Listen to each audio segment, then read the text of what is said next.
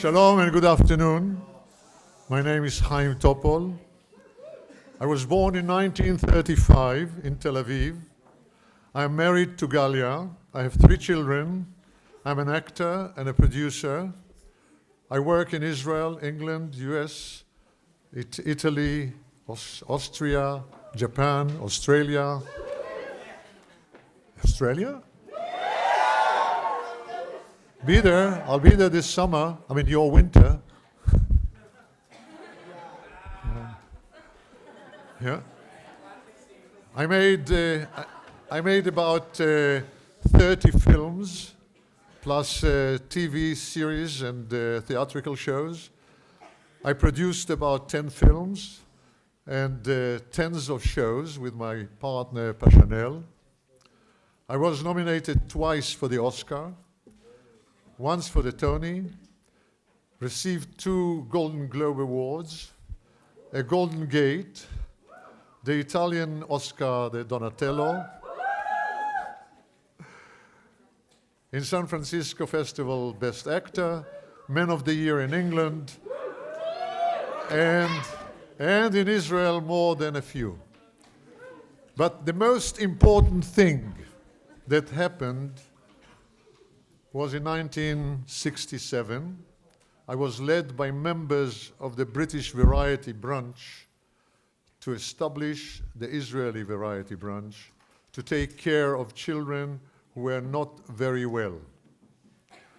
They opened for me a world I knew nothing about, and much should be done for it. We founded the Israel Variety Club, and we became one of the top 3 branches in the world, especially when we mobilized Uri Slonim, a friend of mine, to chair it about 20 years ago.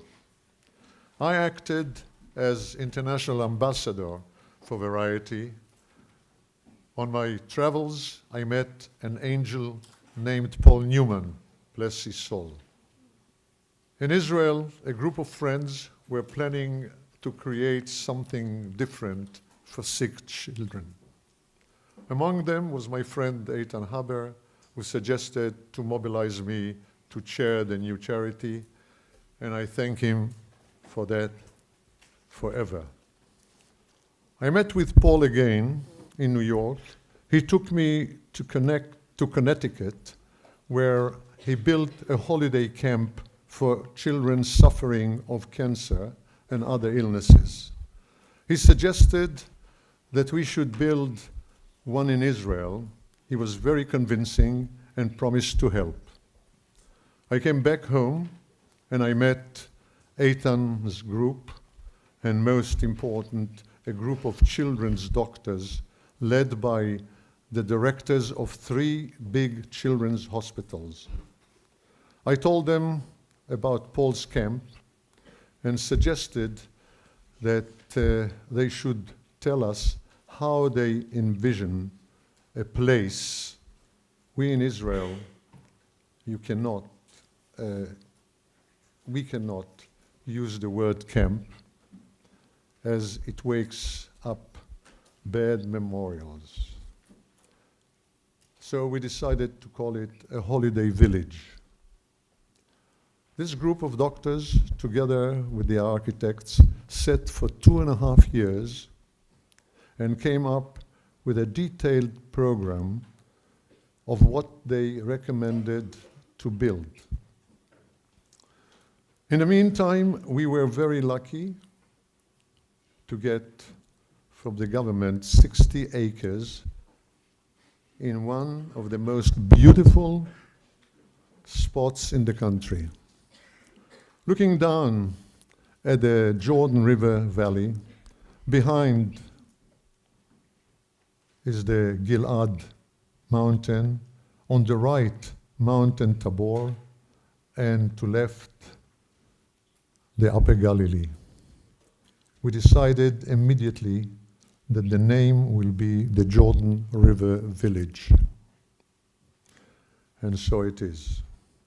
From that point, we, with the detailed plan in our hands and the 60 acres, I have to admit that getting money to build the village was surprisingly very easy. We raised $30 million, and I'm proud to say that 75 of it was raised in Israel. And I'm also proud to say that according to the doctors' committee and the architects' designs, the dining room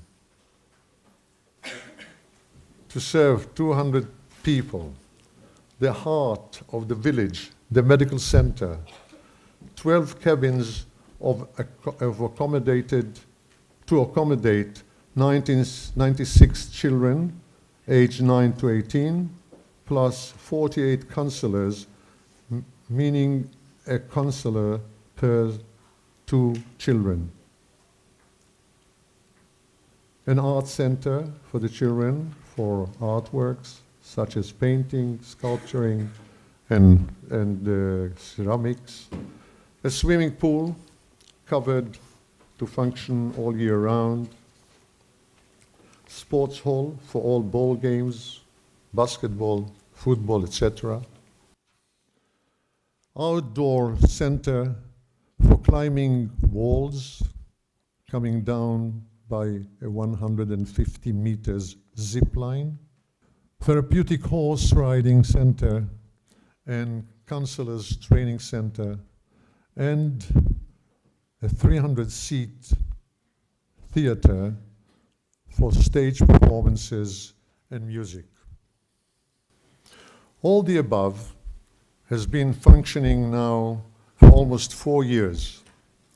We are serving children who suffer from 22 different illnesses. The children come for a 3 to 6 days session, depends on the illness, without their parents. The fact that every session deals with a certain illness allows us to bring doctors who specialize in that very illness.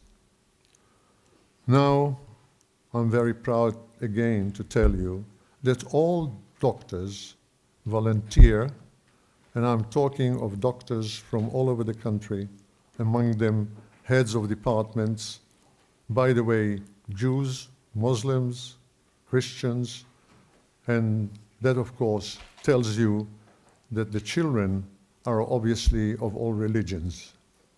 Furthermore, you may be surprised to hear that we host children from the Gaza Strip and from the Palestinian Authority. By doing it, we follow the path of all hospitals in Israel. All hospitals in Israel do it. I have another surprise for you. We have 110 to 115 people working every day at the village. We pay salaries to 17 people. All the rest are volunteers who can't wait to be called again for another week of work. That includes the doctors, the nurses, artists, counselors, and even people who sit in the emergency room, stand by the telephone in case an alarm rings from any of the lodgings. This year, we have 45 different sessions, out of which 10 of them will be different. Not just children, but also whole families that have more than one child who suffers of an illness. Or families whose child had a transplantation. As you probably know, in many families, one of the parents is the donor. Again, this is amazing how Jews and Arabs get along so well. I want to tell you that we, among the volunteers, we have what we call shinshinim. I don't know if you know which means shnat shirut, a year of service. Guys and girls at the age of 18, who usually are enlisted to go to the army, they say 3 years is not enough for me to give to the country. I want to give another year before I go to the army. And they come, and I have to tell you that we have to be very careful by choosing them. So out of 200 volunteers, we would choose probably 20 or 24. And it's considered to be in the Jordan River village, to be a counselor is a big honor. And they are working very hard. What we ask them to do is not to be leaders. No, I mean, we expect leaders to say, follow me and so on. No, we don't want it. We want them to be children. We want them to be eye to eye to the children. I said before that we have 9 to 18. Some of them work with the 9 years old, the 10 years old, the 12, 14, and so on. And we ask them to be with them, to ask them what they feel like doing now, what they want to do, and so on and so forth. And what happens is that children come from all over the country. We collect them from their homes, and we bring them to the village, and they come out of the buses very sad and very worried. They don't know what's going to happen here. But I don't know if you see the pictures of the village. I mean, it's a beautiful, beautiful village, but it takes time. It takes about an hour until the counselors succeed to get a smile of them. And then the idea is to keep that smile for a week or for 4 days, for whatever they are there. And again, I emphasize that we have children from all over the country, as I said, Arabs, I mean, Muslims and Christians and Cherkess and Jews. And in the proportion, normally in the proportion that we are in the country, like 80 to 20, 80% to 20. But there are illnesses. I don't know if you heard about thalassemia.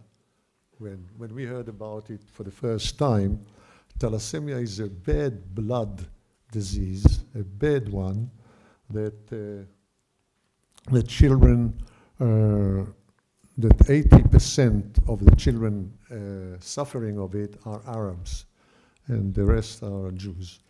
And when we saw the first time and we weren't familiar with it, we called the Jewish boys, who happened to be Haredim, you know, very, very ultra-Orthodox. And we told them, listen, I mean, we don't know how you will feel about it, but you have to know that there are, the majority are Arabs. And they said, oh, no, it's all right. And we know them. I mean, we go together to the hospitals, and we are there. We are very good friends. Don't worry about it. And that was the time that we learned that the friendship and the helping each other and dancing with each other and singing with each other, when you know what this guy with you suffers normally, and they usually do because they suffer the same, the friendship is so strong that you can't imagine what happens there. I mean, they, at the end of the session, when they part, I mean, they are really crying and hugging each other and can't wait. We don't let them come more than once a year, and they can't wait for the next year. I feel that I learned a lot from that, a lot. I don't know if we can do something for peace, but I know that it's possible because I see it with my eyes every day in the village that we can live together. Thank you very much.